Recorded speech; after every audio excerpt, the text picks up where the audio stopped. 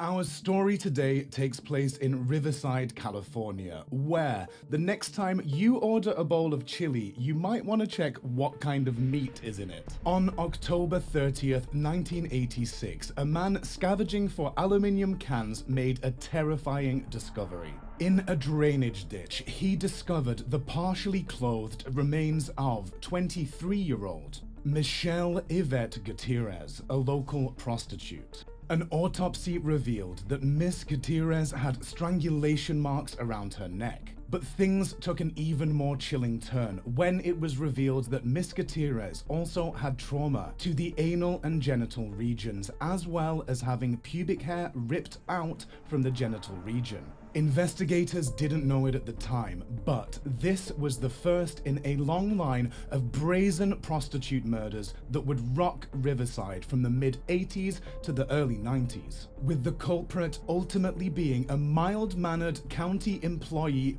who no one expected. But before we get into it, my name is Mr. Storytell, and if you're a fan of true crime, horror, and other mysterious stories, then you're in the right place. We upload twice a week, so make sure to subscribe to our channel, turn on all the notifications, and make sure you don't miss a single upload. William Suff was born August 20th, 1950 in Torrance, California. The oldest of 5 children, Suff would later, at the age of 16, have to take on more responsibility by taking jobs to support the family once his father left and walked out on them. Suff was seen as a model student. He worked hard, got good grades, and played the trumpet in the marching band at school. It was during one of these marching band performances that Suff met his first wife, Terrell. After high school, Suff joined the Air Force, but kept in touch with Terrell and, a year later, proposed to her. Terrell declined the proposal as she thought she was too damaged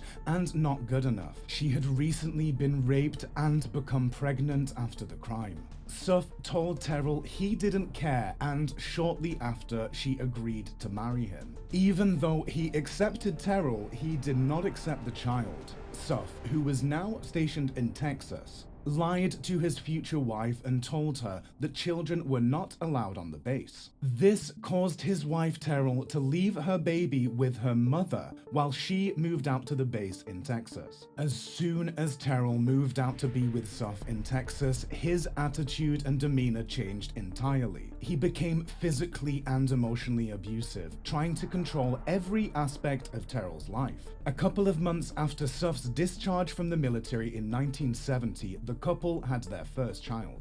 As Suff drifted from his job, his anger rose. Terrell was now the sole financial provider for the family, therefore becoming the breadwinner, a position Suff greatly loathed as he thought women should be the caretakers and men the sole breadwinners for the family. These issues only compounded in 1973 when the couple had their second child. Inside the house, things had become an abusive nightmare, but outside, no one was the wiser. Suff had perfected the art of keeping his evil side away from everyone. Suff's perfect little life facade was broken on September 25th, 1973, when his now 2-year-old daughter was killed. The child was found with broken bones, cigarette burns, and a ruptured liver. Injuries Suff claimed came from her brother hugging her too hard. Police didn't buy the story for a second, and both he and his wife were convicted of the murder and sentenced to 70 years in prison. Suff's wife's conviction was later overturned due to insufficient evidence, but Suff's conviction was upheld. As soon as she was out of prison, Terrell immediately divorced Suff. While in prison, Suff again played the nice guy card and was even seen as a model prisoner. Even though convicted of a 70-year sentence, Suff only served 10 and was let out in 1984. Unfortunately, if Suff had done more time, there would be more women still alive today. 2 months after the death of Michelle Yvette Gutierrez, there was another gruesome discovery when another local prostitute, Charlotte Palmer, was found half-clothed on the side of the highway, her body mutilated and her breast removed. The removal of the victim's breast would become a sort of calling card for Suff. Psychiatrists would later say that Suff's mutilation was as a result of his disdain for their profession. The woman's breast is seen as a life-giving, nurturing organ. Suff didn't think that these women deserved their breast because they did not deserve their profession. By removing the breast, Suff was saying that he believed his victims did not deserve to be women, that he believed they were not worthy because of their profession. While Suff spent his nights perusing the red light district looking for prostitutes, during the day he was seen as a great cook and even a model citizen. In fact, during one of his shifts, Suff actually delivered supplies to the police station that was investigating the murders he was committing. Suff was so well liked and respected at his job that he became the poster boy for a new government venture. In order to conserve energy and alleviate traffic, the county came up with a rideshare program. A program in which William Suff was the poster boy and even appeared in advertisements saying, "Take a ride with Bill," in which he was seen standing next to his van.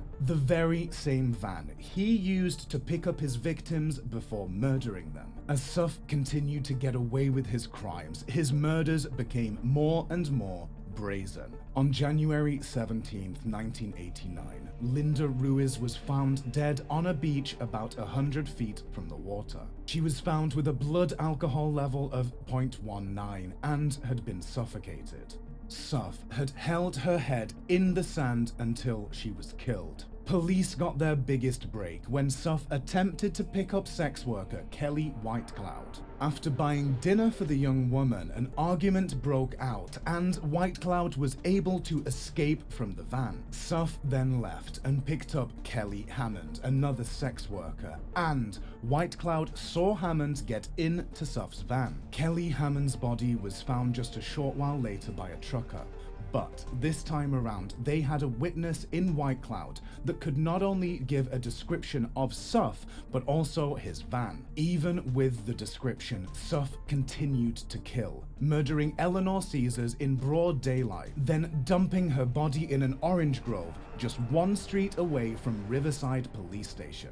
With so many murders, police were finally able to start piecing things together. Suff's van had left distinct tire marks at several murder scenes, and police were finally able to start putting those clues to the forensic team to try and find a match. Suff's shoe prints were also found, which helped narrow the search. Armed with all this information, the police launched a week-long investigation, with strict instructions to stop anyone who picks up a sex worker matching Suff's description. On January 9th, 1992, the sting paid off as an officer stopped Suff after he made an illegal left turn. Upon stopping Suff, the officer noticed what appeared to be a bloody knife along with other potential killing materials. The officer then checked the tires, which matched the forensic report for each tire tread. William Suff was arrested and the police were granted a warrant to search his home,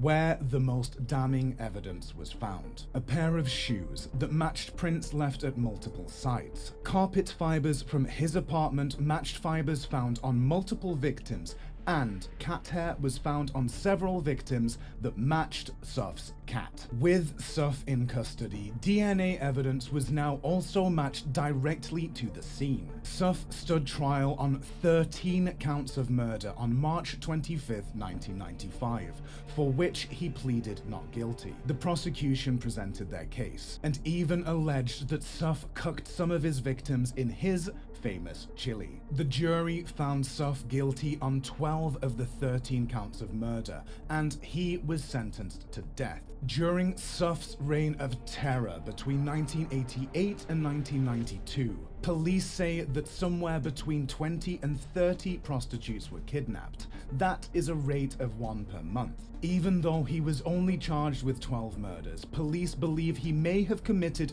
30 or more. He is currently incarcerated at San Quentin prison awaiting his death sentence.